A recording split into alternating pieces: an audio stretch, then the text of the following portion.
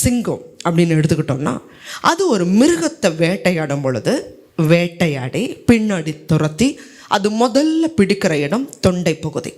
அந்த தொண்டை பகுதியை தான் அந்த சிங்கம் பிடிக்கும். ஏன் அப்படின்னா, அந்த மிருகத்தை மானாகட்டும் முயலாகட்டும் மற்ற விலங்குகளாகட்டும் அதை தொண்டையை பிடிச்சிட்டா அதனால் தொடர்ந்து சுவாசிக்க முடியாத போது அது ஓட முடியாது. சீக்கிரமாக அந்த சிங்கம் அந்த வேட்டையாடக்கூடிய மிருகத்துக்கு மேலே ஜெயம் எடுத்துடும்.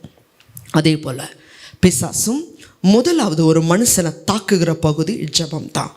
நாளைக்கு ஜெபிச்சுக்கலாம், நாளைக்கு ஜெபம் பண்ணிக்கலாம் சொல்லி ஜெபத்தை தடை செய்ய சீக்கிரமாக பிசாசு அவங்களிடத்துல மேற்கொள்ள முடியும். சரி, இன்றைக்கி அநேகருடைய வாழ்க்கையில் ஜெபிக்கிறாங்க. அந்த ஜெபம் முதலாவது நம்ம எப்படி இருக்கணும்னா திட்டமும் தெளிவுமாக இருக்கணும். ஜெபிக்கிறதுக்காக உட்காருவாங்க, ஏதேதோ காரியங்களுக்கான யோசனைகள் அவங்களுக்குள்ளே வர ஆரம்பிக்கும். அடுத்த நாள் என்ன செய்ய போகிறோம், அல்லது நேற்றைய தினம் என்ன நடந்துச்சு, இன்றைக்கி என்ன நடந்துச்சு, பல யோசனைகளில் அவங்க மௌனமாக ஜெப நேரத்தில் ஜெபிக்கிறதுக்காக உட்கார்ந்த மாதிரி தான் தெரியும். ஆனால் சிந்தனை ஜெபத்தில் இருக்காது. இது பிசாசுடைய நூதனமான வஞ்சகம். அதனால் என்ன செய்யணும்னா, நீங்கள் ஜெபிக்கிறதுக்காக முழங்கால் போடும் பொழுது முடிந்த அளவுக்கு சத்தமாக ஜெபிக்க ஆரம்பிக்க. அந்த சத்தமாக ஜெபிக்கும்போது உங்களுடைய மைண்டு டைவர்ட் ஆகாது. சத்தமாக நீங்கள் ஜெபிக்க ஆரம்பிங்க.